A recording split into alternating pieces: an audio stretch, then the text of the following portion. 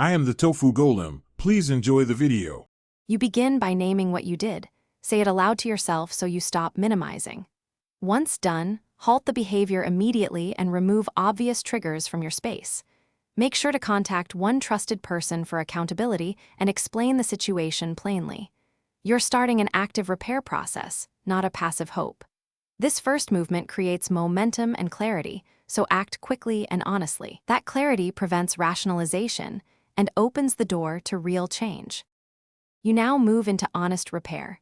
Confess to those harmed and offer specific restitution or actions to make amends. Once you've apologized, do structured reflection. Journal for 15 to 30 minutes to spot patterns and triggers. From that insight, design a concrete plan with measurable goals, timelines, and named accountability partners. Make sure to include small, repeatable habits that replace the old behavior. That's how you rewire routine choices and rebuild trust step by step. You finish by committing to sustainment, daily check-ins, weekly reviews, and adjustments as needed. If a slip happens, pause without self-condemnation, analyze the trigger within 48 hours, and restart the plan immediately. This keeps momentum and reduces shame.